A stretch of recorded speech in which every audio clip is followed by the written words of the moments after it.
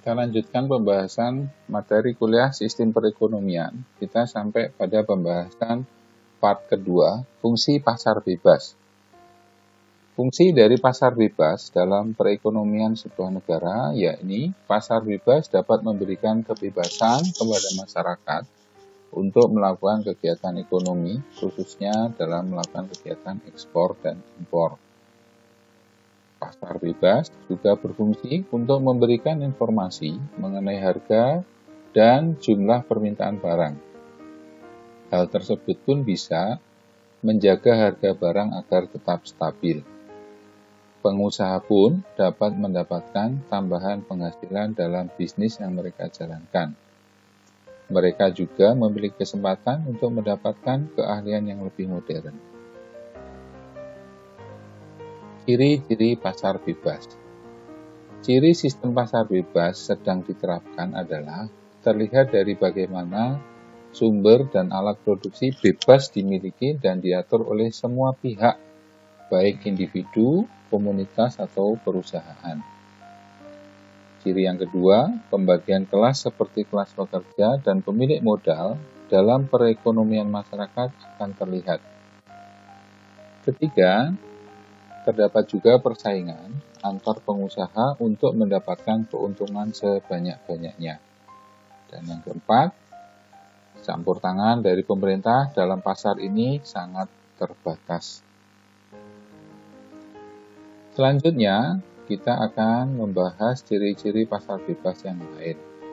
1. Pasar bebas memiliki manfaat yang bisa dirasakan dalam pertumbuhan ekonomi sebuah negara. Manfaat-manfaat yang dirasakan adalah setiap orang menjadi bebas dalam memiliki kekayaan dan mengolah sumber daya produksi mereka. 2. Cirinya adalah kreativitas dari masyarakat akan lebih berkembang.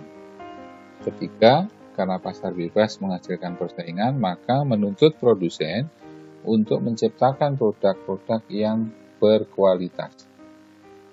Keempat, tindakan para pengusaha pun menjadi lebih efisien dan efektif karena mereka bergerak atas dasar prinsip ekonomi terbatas.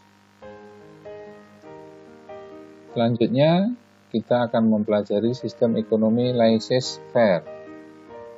Laissez-faire secara literal diterjemahkan menjadi biarkan mereka melakukan.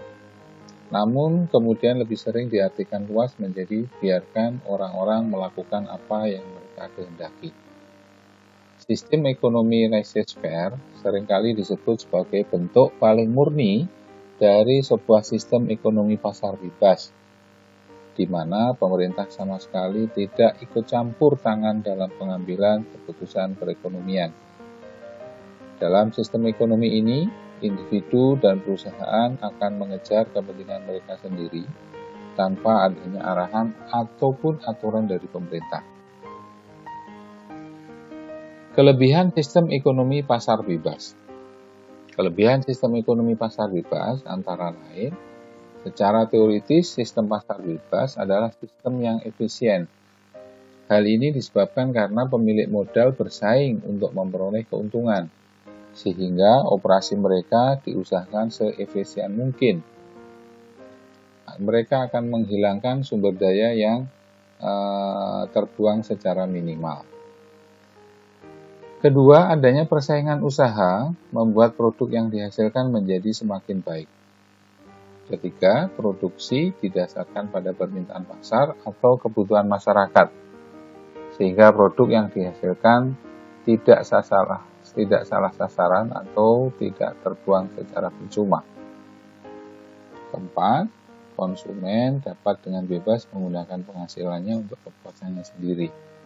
Kelima, individu dan perusahaan dapat mengejar kepentingan mereka sendiri sehingga memberikan kesempatan lebih luas bagi pihak swasta. Kekurangan dari sistem ekonomi pasar bebas, tadi kalau kita sudah mengetahui kelebihan dari sistem ekonomi pasar bebas, sudah barang tentu ada juga kekurangan daripada sistem ini, yaitu kekurangannya, 1, karena berfokus pada keuntungan, maka dapat timbul akibat atau efek samping yang tidak diperhitungkan oleh produsen. Aktivitas komersial misalnya, pencemaran lingkungan, kerugian kesehatan, dan lain-lain. Hal ini disebut dengan biaya eksternal atau eksternalitas. 2. Kadang sistem pasar bebas memproduksi produk yang diinginkan, bukan yang dibutuhkan oleh konsumen.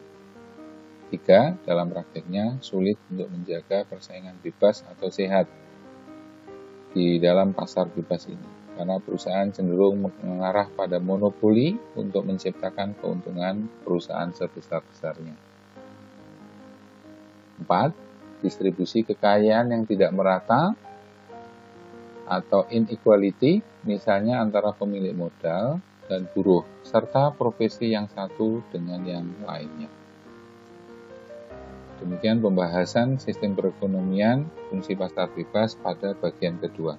Kita akan lanjutkan kembali pada part berikutnya.